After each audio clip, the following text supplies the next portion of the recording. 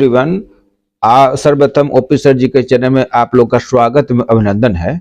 आज हम 2 से 8 दिसंबर 2024 के महत्वपूर्ण प्रश्नों को का संग्रह किया गया है जो विभिन्न प्रतियोगी परीक्षाओं में पूछा जा सकता है। सर्वप्रथम पिछले हफ्ते के प्रश्नों का रिवीजन करेंगे, इसके बाद इस हफ्ते के प्रश्नों का डिस्कशन करेंगे। 2 प्रश्नों को हम पूछेंगे, उसको आप कमेंट बॉक्स में जवाब देंगे। सर्वप्रथम अब हम डेस्कटॉप पर चलते हैं। प्रश्न नंबर 1 से 12 तक जो पिछले हफ्ते के प्रश्न है उस पर आज हम रिवीजन करेंगे। इसके बाद अगले प्रश्न इस वक्त के प्रश्नों पर चर्चा करेंगे। प्रश्न है, किस देश के प्रधानमंत्री को अंतर्राष्ट्रीय न्यायालय ने गिरफ्तारी वारंट जारी किया है? तो इसका उत्तर होगा ऑप्शन नंबर सी, इजराइल। अगला प्रश्न है, कैलाश मकवान किस राज्य के पुलिस महानिदेशक बनाए गए? तो इसका उत्तर होगा option number D, Madhya Pradesh. अगला प्रश्न है, आईपीएल 2025 के सबसे महंगे खिलाड़ी बन गए हैं। तो इसका उत्तर होगा ऑप्शन नंबर ए, ऋषभ पंत। अगला प्रश्न है,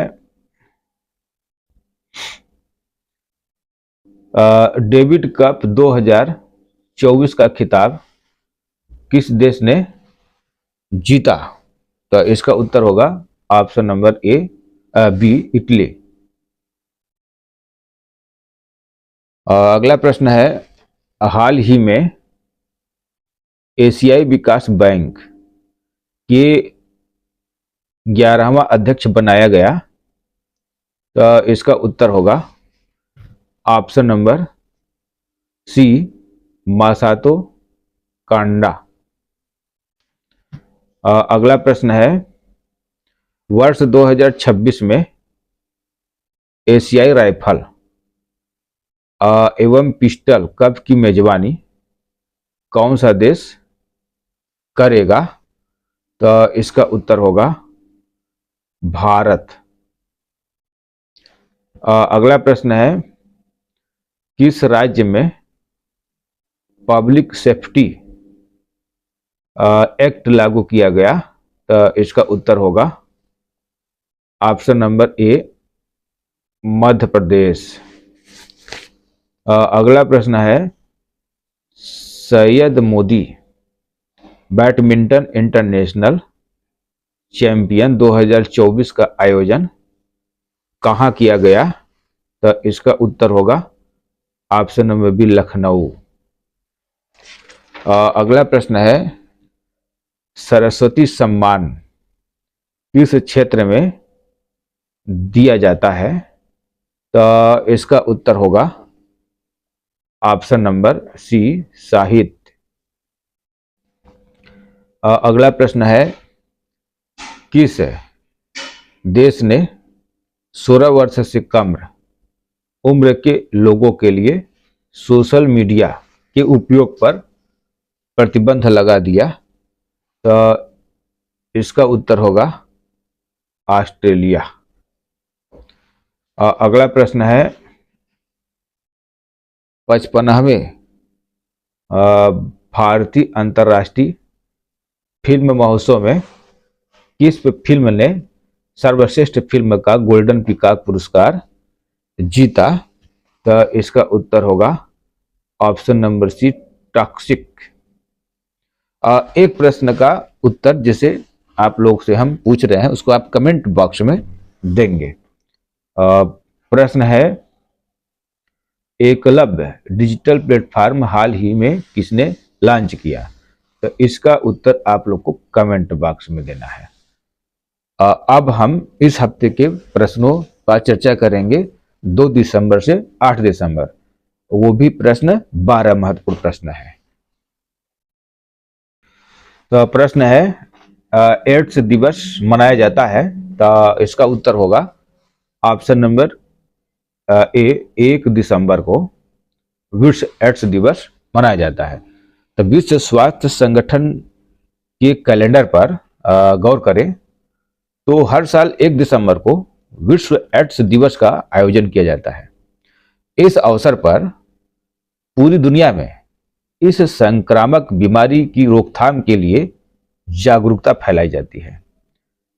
इसके प्रति लोगों को सचेत कर इससे बचने के लिए विभिन्न उपायों के बारे में जानकारी दी जाती है। साल 2024 के एड्स दिवस की थीम है सही मार्ग अपनाएं, मेरी सेहत मेरा अधिकार। अभी तक दुनिया में कोई भी देश एड्स मुक्त नहीं है। और हम ऑप्शनों पर चर्चा कर ले रहे हैं। जैसे 2 दिसंबर को विश्व कंप्यूटर साक्षरता दिवस मनाया जाता है। और 3 दिसंबर को अंतर्राष्ट्रीय विकलांगता दिवस मनाया जाता है। और जो 4 दिसंबर दिया है, 4 दिसंबर को भारतीय नौसेना दिवस मनाया जाता है। अब हम अगले प्रश्न पर चलते हैं। प्रश्न है सैयद मोदी अंतर्राष्ट्रीय बैडमिंटन टूर्नामेंट 2024 में पुरुष एकल खिताब जीता? तो इसका उत्तर होगा सैयद मोदी अंतर्राष्ट्रीय बैडमिंटन टूर्नामेंट 2024 में पुरुष एकल खिताब जीता। तो इसका उत्तर होगा ऑप्शन नंबर बी, लक्ष्य सेन। शीर्ष वरीयता प्राप्त भारतीय पीवी सिंधु और लक्ष्य सेन ने लखनऊ में सैयद मोदी अंतर्राष्ट्रीय बैडमिंटन 2024 में महिला और पुरुष एकल खिताब जीते हैं। यानी महिला में पीवी सिंधु है और पुरुष में लक्ष्य सेन है। जो सैयद मोदी अंतर्राष्ट्रीय जो लखनऊ में अभी संपन्न हुआ उसमें ये इन्होंने दोनों लोग एकल खिताब जीते हैं। जब प्रश्न आता है कि महिला में कौन जीता तो इसका उत्तर होगा पीवी सिंधु, और पुरुष में किसने जीता तो इसका उत्तर होगा लक्ष्य सेन। और सिंधु की जीत 2 बार की ओलंपिक पदक विजेता ने चीन की वू लुओयू को 21-14, 21-16 से पराजित करके अपना तीसरा सैयद मोदी खिताब जीतकर यानी यह खिताब सूखा समाप्त किया। तो अगला प्रश्न है विश्व भारोत्तोलन चैंपियनशिप 2024 संपन्न होगा? तो इसका उत्तर होगा ऑप्शन नंबर सी, बहरीन। ये जो 6 दिसंबर 3 सदस्यीय भारतीय टीम बहरीन के मनामा में शुरू होने वाले विश्व भारोत्तोलन चैंपियनशिप में प्रतिस्पर्धा की आज से 16 दिसंबर तक चलने वाले इस टूर्नामेंट में टोक्यो ओलंपिक 2020 की रजत पदक विजेता मीराबाई चानू एक्शन में नहीं दिखाई देंगी, क्योंकि वह अपनी चोट से लंबे समय तक पुनर्वास पर नजर रख रही हैं। उन्होंने आखिरी बार 2024 के पेरिस ओलंपिक में खेला था, जहां वह चौथे स्थान पर रहकर पदक से चूक गई थी। तो मीराबाई की अनुपस्थिति में उभरती हुई ज्ञानेश्वरी यादव महिलाओं के 49 किलोग्राम वर्ग में तिरंगे का प्रतिनिधित्व करेंगी। वहीं जूनियर विश्व चैंपियनशिप स्तर पर रजत पदक विजेता भी हैं और उन्होंने पिछले साल 49 किलो वर्ग में राष्ट्रमंडल चैंपियनशिप में स्वर्ण पदक हासिल किया था। तो यानी ये उभरती हुई खिलाड़ी है ज्ञानेश्वरी यादव, ठीक है ना। वह चैंपियनशिप में अपने वर्ग के ग्रुप ए में एकमात्र भारतीय भारोत्तोलक हैं। दूसरी भारतीय कॉमनवेल्थ गेम्स के रजत पदक विजेता बिंदिया रानी देवी हैं, जो महिलाओं के 55 किलोग्राम भार वर्ग के ग्रुप बी में खेल रही हैं, जो एक गैर ओलंपिक भार वर्ग है। और दूसरी ओर डीटी मोनी सोनोवाल 64 किलोग्राम के ग्रुप सी में प्रतिस्पर्धा करेंगी, जो एक गैर ओलंपिक भार वर्ग भी है। इस बार इस प्रतियोगिता में भारत से कोई पुरुष प्रतियोगिता नहीं होगा। तो अगला प्रश्न है भारत का 57वां अराता पानी अभ्यारण्य को टाइगर रिजर्व बनाया गया, वह किस राज्य में स्थित है? तो इसका उत्तर होगा option number D, Madhya Pradesh. तो हाल ही में रातापानी वन्यजीव अभयारण्य को आधिकारिक तौर पर बाघ अभयारण्य घोषित कर दिया गया है, जो मध्य प्रदेश का 9वां और भारत का 57वां बाघ अभयारण्य होगा। इसे राष्ट्रीय बाघ संरक्षण प्राधिकरण यानी NTCA के माध्यम से पर्यावरण, वन एवं जलवायु परिवर्तन मंत्रालय द्वारा अनुमोदित किया गया है। तो यह महत्वपूर्ण प्रश्न बन जाता है। अब मध्य प्रदेश में ये 9वां मध्य प्रदेश का है। वैसे ये भारत का 57वां रातापानी अभयारण्य को टाइगर रिजर्व बनाया गया है। तो अगला प्रश्न है, किस राज्य में गोमांस खाने पर प्रतिबंधित कर दिया गया? तो इसका उत्तर होगा option number D, Assam. Assam में गोमांस खाने और परोसने पर किसी तरह की रोक नहीं थी, लेकिन साल 2021 में असम मवेशी संरक्षण कानून लाया गया, जो कि ऐसे इलाकों में बीफ की बिक्री पर रोक लगाता है जहां हिंदू मंदिर है। यह कानून मंदिरों के 5 किलोमीटर के दायरे पर लागू था, लेकिन अब मुख्यमंत्री ने साफ कर दिया है कि यह फैसला पूरे राज्य में लागू होगा। इस तरह से असम के यानी असम राज्य के किसी भी पार्टी, फंक्शन, सार्वजनिक स्थल आदि में गोमांस खाने पर प्रतिबंध लगा दिया गया है। तो अगला प्रश्न है, जूनियर पुरुष हॉकी एशिया कप 2024 किसने जीता? तो इसका उत्तर होगा ऑप्शन नंबर ए, भारत। मस्कट में हुए एक रोमांचक मुकाबले में भारतीय पुरुष जूनियर हॉकी टीम ने पाकिस्तान को 5-3 से हराकर 5वां जूनियर एशिया कप खिताब जीता और 4 दिसंबर 2024 को लगातार तीसरी बार चैंपियनशिप अपने नाम की। तो यह जीत भारत के हॉकी इतिहास में एक और स्वर्णिम अध्याय जोड़ती है, जिसमें पहले 2004, 2008, 2015 और 2023 में खिताबी जीत हासिल कर चुकी है। तो इस तरह से यह 5वां जीत 2024 में जूनियर हॉकी पुरुष हॉकी एशिया कप में विजेता है, अपने चिर प्रतिद्वंदी पाकिस्तान को हराकर जीता है। तो अगला प्रश्न है देवेंद्र फडणवीस किस राज्य के मुख्यमंत्री हैं? तो इसका उत्तर होगा ऑप्शन नंबर डी, महाराष्ट्र के। तो फडणवीस के साथ बंबई के आजाद मैदान राष्ट्रवादी कांग्रेस पार्टी के प्रमुख अजित पवार ने भी शपथ ग्रहण की। इसके अलावा अभी तक महाराष्ट्र के मुख्यमंत्री रहे एकनाथ शिंदे ने भी शपथ ग्रहण की। दोनों की नई सरकार में डिप्टी सीएम बनाया गया है। अब महायुति की पिछली सरकार में एकनाथ शिंदे मुख्यमंत्री थे, देवेंद्र फडणवीस और अजित पवार उप मुख्यमंत्री थे। बीजेपी के 132 सीटें जीतने के से देवेंद्र फडणवीस मुख्यमंत्री के दावेदार बनकर उभरे थे। आखिर में उनके नाम पर ही मुहर लगी। फडणवीस सरकार के मंत्रियों की शपथ कुछ दिन बाद होने वाला। इस तरह से ये महाराष्ट्र के मुख्यमंत्री हैं। अगला प्रश्न है किस राज्य में इंदिरा अम्बा आवास योजना प्रारंभ की गई है? इसका उत्तर होगा ऑप्शन नंबर ए, तेलंगाना। तो तेलंगाना सरकार ने इंदिरा अम्बा आवास योजना के तहत अगले 5 वर्षों में 25 लाख घर उपलब्ध कराने की योजना की घोषणा की है।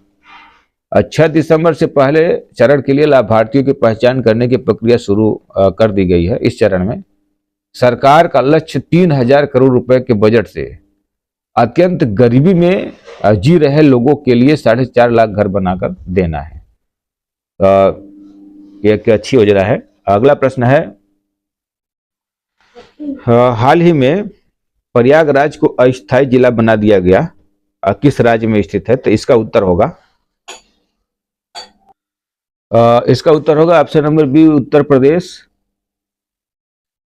तो संगम नगरी में महाकुंभ 2025 की शुरुआत जनवरी में होने जा रही है। इसके लिए प्रदेश सरकार युद्ध स्तर पर तैयारी कर रही है।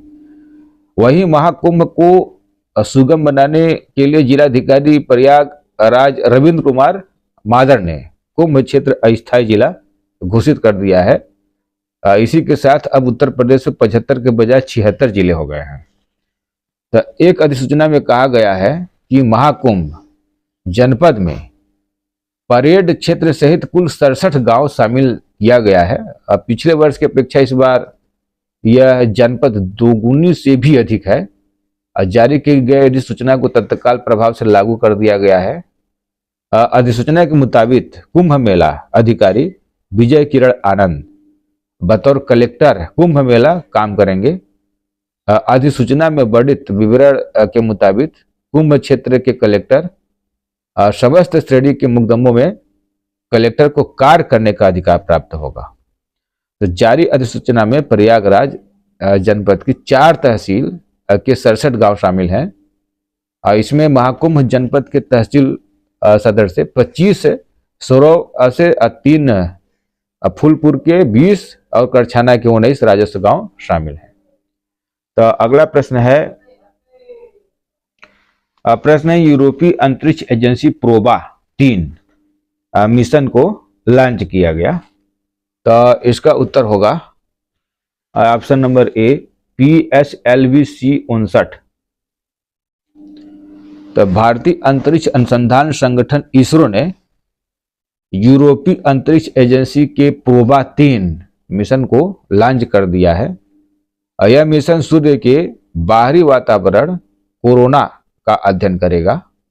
इस मिशन में 2 उपग्रहों को एक साथ छोड़ा गया है। अब बता दें कि यह प्रक्षेपण इसरो के PSLV-C-59 रॉकेट से किया गया। यह इसरो का 61वां PSLV मिशन है। भारतीय अंतरिक्ष अनुसंधान संगठन इसरो ने अपने पोस्ट करके जारी की कि PSLV-C-59 ने अंतरिक्ष की ओर उड़ान भरकर एक नया इतिहास रच दिया है। यह मिशन NSIL के नेतृत्व में और इसरो की अग्रणी तकनीकी के सहयोग से ESA के अत्याधुनिक प्रोबा 3 उपग्रहों को अंतरिक्ष में स्थापित करने का एक महत्वपूर्ण कदम है। यह अंतर्राष्ट्रीय सहयोग का एक उत्कृष्ट उदाहरण है और भारत की बढ़ती अंतरिक्ष क्षमताओं को प्रदर्शित करता है। तो अगला प्रश्न है नेटुम्बो नंदी नैदतवाह किस देश की पहली महिला राष्ट्रपति चुनी गई? तो इसका उत्तर होगा ऑप्शन नंबर बी नामीबिया। तो नामीबिया की सत्तारूढ़ South West Africa People's Organisation SWAPO party की नेता नेटुम्बो नंदी नैदतवाह को देश की पहली महिला राष्ट्रपति चुना गया है। वर्ष 2023 में होने वाले नामीबिया के 8वें राष्ट्रपति चुनाव में उन्हें 57% वोट मिले। उनके सबसे करीबी प्रतिद्वंदी पंडुलेनी इतुला को 26% वोट प्राप्त हुए। इसके अलावा SWAPO ने नेशनल असेंबली चुनावों में जीत का दावा किया, जिसमें 96 से 51 सीट जीती। तो जो नामीबिया का स्थान है यह दक्षिण अफ्रीका में है, जिसकी सीमा अंगोला, जाम्बिया, बोत्सवाना, दक्षिण अफ्रीका और अटलांटिक महासागर से लगती है। इसकी राजधानी विंडहोक है। तो अगला प्रश्न है किस देश ने दुनिया का सबसे तेज दौड़ने वाला रोबोट बनाया है? तो इसका उत्तर होगा ऑप्शन नंबर ए चीन है। टेक्नोलॉजी के मामले में चीन को काफी एडवांस देश माना जाता है। हाल ही में चीन ने दुनिया का सबसे तेज दौड़ने वाला रोबोट बनाकर इसे साबित भी किया है। अमेरिकी अरबपति बिजनेसमैन एलन मस्क की टेस्ला कंपनी एक ह्यूमनाइड रोबोट टेस्ला ऑप्टिमस बनाने पर काम कर रही है, लेकिन चीन के रोबोट की रफ्तार ने टेस्ला के रोबोट को पीछे छोड़ दिया है, जिसे चाइनीज रोबोट भी यहाँ बात हो रही है। इसका नाम STAR फर्स्ट है, स्टार फर्स्ट है। इसे रोबोट ईरा नामक कंपनी ने बनाया है। तो आज का प्रश्न यही तक। यदि यह श्रृंखला आपको पसंद आया है तो लाइक, कमेंट और सब्सक्राइब अवश्य करें। धन्यवाद। जय हिंद, जय भारत।